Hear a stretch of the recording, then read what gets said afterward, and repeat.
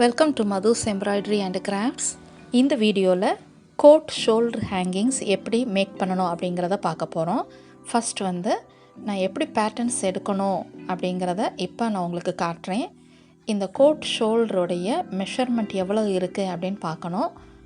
இப்போ நான் எடுத்திருக்கிற இந்த கோட்டோடைய ஷோல்டருடைய பிரெத் 12 சென்டிமீட்டர் இருக்குது.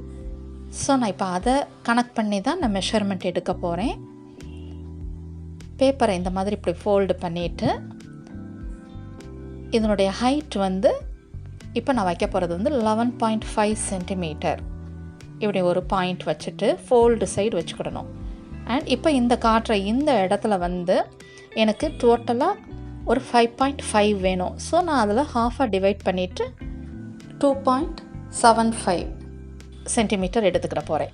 இந்த மாதிரி மார்க் பண்ணிவிட்டு இதனுடைய ஹைட் 2 இன்ச்சுக்கு மார்க் பண்ணிவிட்டு கீழே அந்த 2.75 எடுத்துருக்கோம்ல அதில் இருந்து 2 இன்ச்சுக்கு மார்க் பண்ணிவிட்டு அதை ஒரு ஸ்ட்ரெயிட் லைனாக இப்படி ட்ரா பண்ணிவிட்டு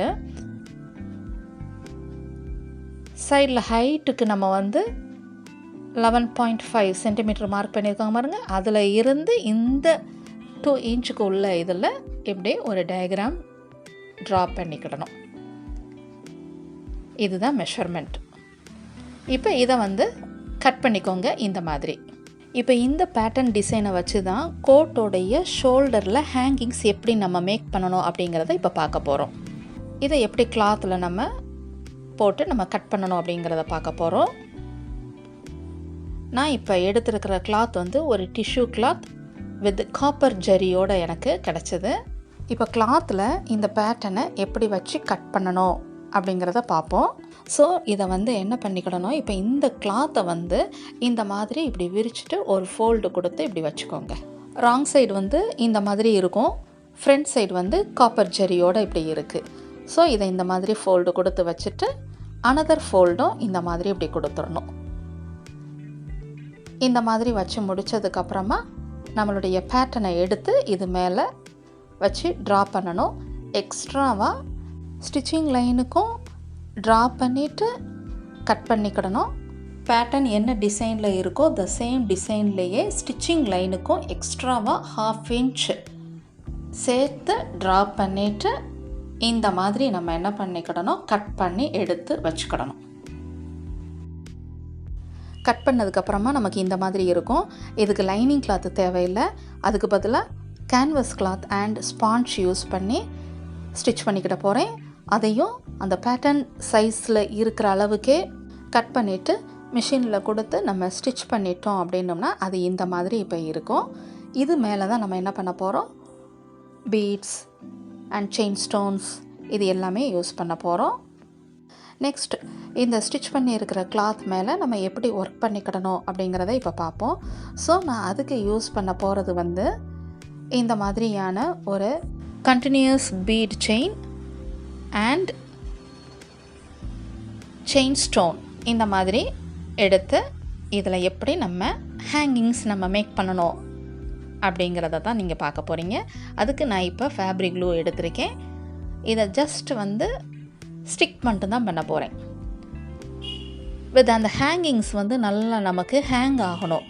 ஸோ அந்த பீட் செயின் இருக்குது பாருங்கள், அதுதான் நமக்கு இப்போ ஹேங் ஆக போகுது இந்த பேட்டர்னில். ஸோ க்ளூ நான் இந்த மாதிரி அப்ளை பண்ணிக்கிறேன்.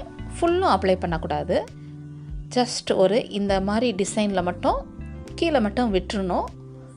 அண்ட் மேலே மட்டும் இந்த மாதிரி க்ளூ அப்ளை பண்ணிவிட்டு இந்த பீட் செயினை எப்படி ஃபிக்ஸ் பண்ணுறேன் அப்படிங்கிறத பாருங்கள். இங்கனக்குள்ளே நமக்கு ஹேங் ஆக போகுது. ஸோ ஜஸ்ட் இப்படி ஆரம்பிச்சுக்கோங்க. அதை அந்த க்ளூ மேலே ஜஸ்ட் ஃபிக்ஸ் மட்டும் பண்ணிக்கிட்டால் போதும். கரெக்டாக ஷேப் மட்டும் கரெக்டாக அந்த கார்னரில் நம்ம வச்சு ஃபிக்ஸ் பண்ணிக்கிடணும். இந்த பீட் செயினை இந்த மாதிரி இப்போ நம்ம வச்சுட்டோம் அப்படின்னோம்னா அந்த க்ளூவில் மட்டும்தான் அந்த பீட் செயின் இப்போ இருக்கிற அளவுக்கு மட்டும் நமக்கு ஃபிக்ஸ்ட் ஆகிக்கிடும். இப்போ நான் எடுத்துருக்கிற இந்த பீட் செயினுடைய லென்த் 70 சென்டிமீட்டரில் எடுத்திருக்கேன். ஸோ அது இந்த மாதிரி இப்படி ஹேங் ஆகணும்.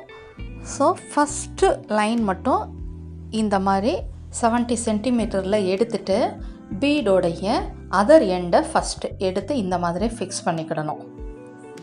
அப்படின்னா தான் ஃபினிஷிங் நீட்டாக இருக்கும். இந்த மாதிரி க்ளூ இருக்கிற இடத்துல வரைக்கும் மட்டும் ஃபிக்ஸ் பண்ணிவிட்டு எக்ஸ்ட்ரா உள்ளது இந்த மாதிரி இப்படி ஹேங் ஆகட்டும். இது ஃபஸ்ட் ரோ இந்த மாதிரி இருக்கணும். இது ஃபினிஷ் பண்ணதுக்கப்புறமா செயின் ஸ்டோன் வந்து நெக்ஸ்ட்டு ஃபிக்ஸ் பண்ணிக்கிட போகிறேன். அது ஹேங் ஆகிற மாதிரி கிடையாது, அது ஜஸ்ட் அந்த இடத்துல இப்போ நான் க்ளூ அப்ளை பண்ணுற இடத்துல மட்டும் ஸ்டிக் பண்ணிக்கிட்டால் மட்டும் போதும்.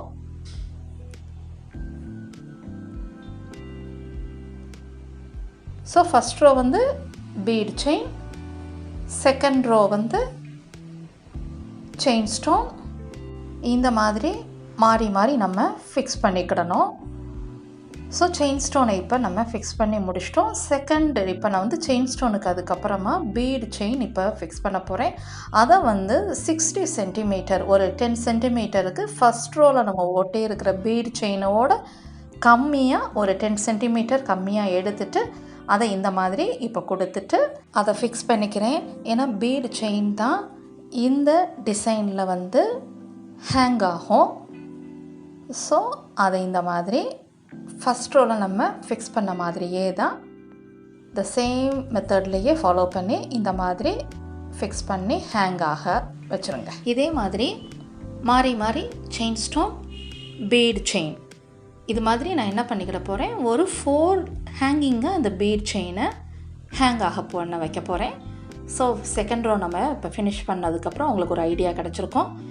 இதே மெத்தடில் இந்த மாதிரி இப்போ 4 ஹேங்கிங்ஸோடு நம்ம ஃபினிஷ் பண்ணி முடிச்சிட்டோம். அண்ட் இன்னரில் இருக்கிற இந்த ஸ்பேஸில் வந்து இந்த மாதிரி ஒரு ரவுண்டு 10 mm சைஸில் இருக்கிற ஒரு ரவுண்டு பிக் ஸ்டோன் எடுத்துகிட்டு அதை இந்த இடத்துல 2 ஸ்டோன்ஸ் எடுத்திருக்கேன், அதை இப்படி ஃபிக்ஸ் பண்ணிக்கிட்ட போகிறேன். அண்ட் அதை சுற்றியும் இந்த மாதிரி செயின் ஸ்டோனை இந்த மாதிரி நம்ம ஃபிக்ஸ் பண்ணி முடிச்சுக்கிடணும்.